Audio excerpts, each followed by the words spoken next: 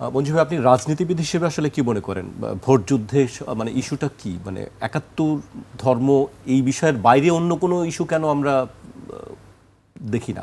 আমাদের তো নিশ্চয়ই এটার বাইরেও অনেক বড় বড় ইস্যু নিয়ে কথা বলা উচিত। আমরা সেই আমরা যখন নতুন একটা রাজনৈতিক দল করতে আসলাম, প্রথম দিনই আমরা বলেছিলাম আমাদের এই দলটা মতাদর্শ বা ধর্ম এই দুটোর ভিত্তিতে হবে না। তো সবাই একটু অবাক হয়েছিলেন, বললেন যে এটা তাহলে দলটা কিসের ভিত্তিতে হবে? আমরা বলেছিলাম এটা হবে অধিকারের ভিত্তিতে, অ্যান্ড দেন এটা হবে সলিউশন প্রপোজিং একটা মানে কর্মসূচি ভিত্তিক রাজনৈতিক দল। দেখেন, মানুষ রাষ্ট্রের কাছে কি চায়?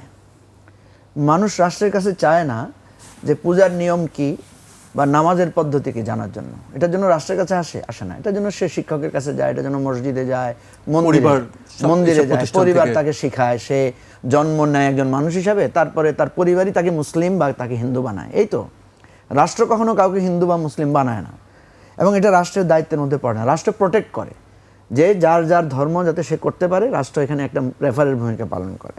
তাহলে রাষ্ট্রের কাছে আমরা যেটা চাই সেটা হচ্ছে অধিকার।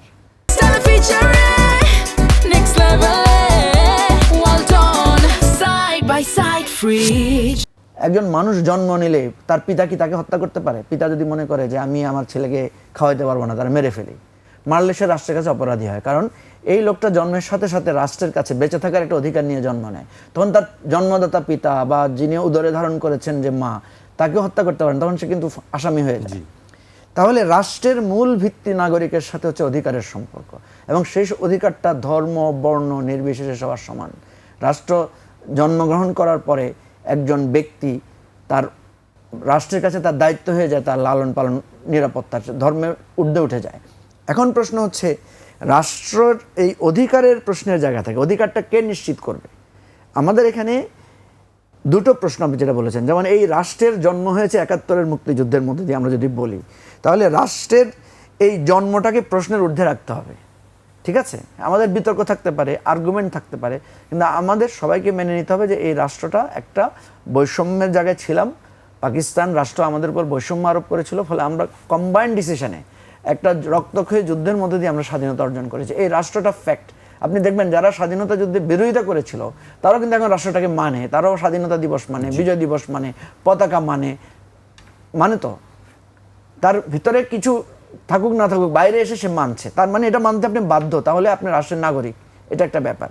নাম্বার 2 হচ্ছে ধর্মের ব্যাপারটা। আপনি দেখেন, প্রত্যেক ধর্ম কিন্তু আমাদেরকে কিছু কমন জিনিসে ধর্মগুলোর মিল আছে। আমি যদি আপনাকে জিজ্ঞেস করি, মিথ্যা কথা বলা কি বৌদ্ধ ধর্মে বা হিন্দু ধর্মে কি বৈধ না? কারো সম্পদ আহরণ করা, কোনো নারীর প্রতি জুলুম করা, কাউকে গালি দেয়া, কোনো ধর্মে কি বৈধ আছে? বৈধ নয়।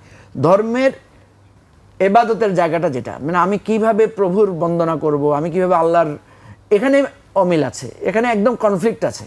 যেমন হিন্দুরা যেভাবে পূজা করে, মুসলিম ধর্মে এটা একদম নিষিদ্ধ, মানে এটা একদম কনফ্লিক্ট।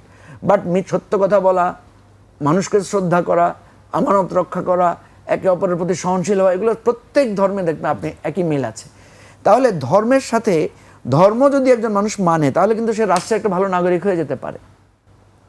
কনফ্লিক্টটা কোথায় হয়? যখন আমি আপনার ধর্মকে আঘাত করব, আপনি যখন আমার ধর্মকে আঘাত করবেন, বা আমি যখন আমার ধর্মকে শ্রেষ্ঠ বলবো, তখন আপনিও কিন্তু আপনার ধর্মকে শ্রেষ্ঠ বলবেন। ঠিক আছে না? আপনার বাবা আপনার কাছে যেমন শ্রেষ্ঠ, আমার বাবা আমার কাছে শ্রেষ্ঠ, আপনার মা, প্রত্যেক মা, সন্তান যতই চেহারা খারাপ হোক, তার কাছে তার সন্তানটাই তো সবচেয়ে আদরের। এই পার্থক্যটা আমরা করতে পারি না বলেই, যেটা তুষারভাই বলেছেন, যখন আমি ধর্মের ভিত্তিতে বলি আমার ধর্ম শ্রেষ্ঠ এবং আমার ধর্মের ভিত্তিতে এই রাষ্ট্রটা পরিচালিত হবে, তখন আরেকটা ধর্মের লোক বলবে আমার ধর্ম তো শ্রেষ্ঠ, আমার ধর্ম, আমি নাইলে এই ধর্ম পালন করি কেন? সুতরাং এই জায়গাটাকেই একটা কনফ্লিক্ট তৈরি হয়। আমি এটা বোঝানোর চেষ্টা করি যে দেখেন, এই যে আমার খুব ভালো লাগছে আজকে জামাত ইসলামের মতো একটা দল, সে একটা অমুসলিম হিন্দু, বা তাদের দৃষ্টিতে অমুসলিম, তারা বলে যে একটা হিন্দু প্রার্থী দিয়েছে, ভবিষ্যতে হয়তো আরও বেশি দিবে। আরও খুশি হতাম যদি তারা এবার নারীও প্রার্থী দিত। এই যে তাদের মধ্যে এই বোধোদয়টা এসেছে যে আমরা এই রাষ্ট্রের নাগরিক হিন্দু মুসলমান বলে আলাদা কিছু না। সেটি কি কনফ্লিক্ট না? কনফ্লিক্ট করে না? এই কনফ্লিক্টটা তাদের মধ্যে হবে, এই কনফ্লিক্টের জবাব তারা দিবেন। এই কথাগুলো আমরা বারবার তুলেছিলাম। ঠিক আছে, যেমন দেখবেন তারা যে হিন্দু লোকটাকে প্রার্থী দিয়েছে, তিনি কি আল্লাহর আইন বাস্তবায়নের জন্য কাজ করবেন না? সেটা উনি করতে পারেন, উনি ব্যক্তিগতভাবে যদি মেনে নেন। কারণ আপনি দেখবেন যখন খোলাফায়ে রাশিদিনের শাসন ব্যবস্থা ছিল, তখন 2/3 মানে আপনার 1/3 ছিল মুসলিম, 2/3 কিন্তু অন্য ধর্মের লোকেরা ছিল। তারা এটা মেনে নিয়েছে কেন?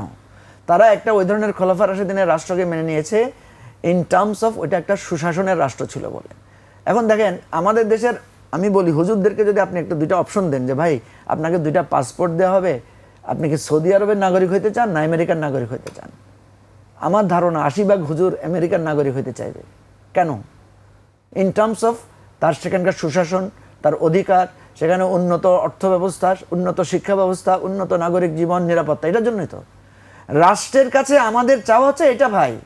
রাষ্ট্রের, আপনার রাষ্ট্র যদি এটা ইসলামী রাষ্ট্র হয় বা সেই রাষ্ট্র যদি আপনার নাগরিক অধিকার দিতে না পারে, সেই রাষ্ট্র যদি আপনাকে ভালো করে খাওয়াইতে না পারে, পড়াইতে না পারে, আপনি এই রাষ্ট্রকে মানবেন না তো, থাকবেন না তো এই রাষ্ট্রের অধীনে। এবং হয়ও নাই।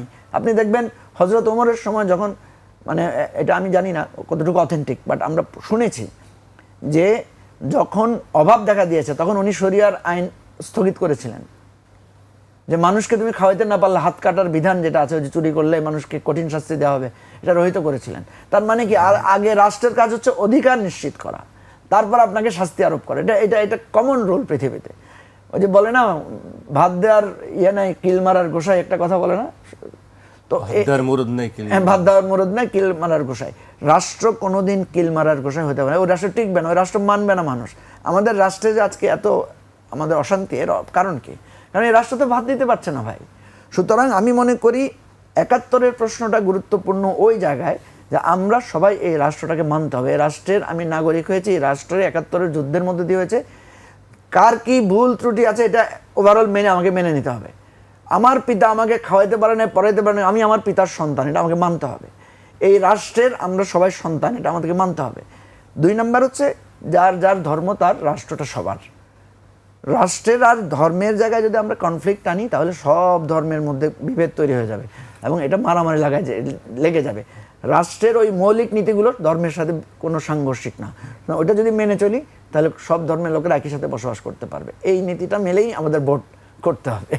জি, আপনার বক্তব্য আমরা শুনলাম। আমি একটু বলতে চাচ্ছি কিছু না, আমি খুবই মুগ্ধতার সাথে শুনেছি কথাগুলি এবং এটাই ঠিক। এই যখন আমরা বলি যে, আমি যখন বলছিলাম যে এই যে আমরা আল্লাহ তাআলার উপরে বিশ্বাস করি, মানে ওনার সকল কাজে আমাদের এক ধরনের আমরা অ্যাকসেপ্ট করি, ওনার সব কিছু আমরা অ্যাকসেপ্ট করি। এবং এই যে সব কিছু অ্যাকসেপ্ট করার মধ্যে দিয়ে আমরা আসলে কি করি, আমরা আসলে মূল যে মানুষের দায়িত্ব সেটা পালন করার চেষ্টা করি। এবং সেই পালনের জায়গাটা কোথায়? সেটা হচ্ছে যে নিজে যতটুকু পারা যায় ভালো হওয়ার চেষ্টা করা। আমরা পারি না কিন্তু চেষ্টা করি, এবং অন্যের জন্য কিছু ভালো করার চেষ্টা করি। অন্যের জন্য ভালো করা এবং নিজে ভালো হওয়ার চেষ্টা করা, এটাই কিন্তু হচ্ছে আত্মসমর্পিত ধার্মিক মানুষের কাজ। কিন্তু আমরা সেইটা ভুলে গিয়ে আমরা শুধু নিজের জন্য ভালো করি আর অন্যের জন্য গর্ত করি। এই জায়গা থেকে যে রাজনীতিবিদরা বের হয়ে আসছেন সেটার একটা নমুনা আমি দেখলাম। এবং এটা একদমই সত্যি কথা যে প্রকৃত অর্থেই আমরা যদি ধার্মিক হতাম বা পারতাম হতে, তাহলে আমার ধারণা যে রাষ্ট্রের সমস্যাগুলি মিটে যেত। আর রাষ্ট্র যদি প্রকৃত অর্থে ন্যায় প্রতিষ্ঠা করত, তাহলে তারও অন্যান্য সকল কিছুর সাথে বিরোধ কমে যেত। আমরা দুইটার কোনোটাই করতে পারি না। জি, হয়তো আগামীতে পারবো, সেই আশা নিয়েই আমরা বেঁচে আছি।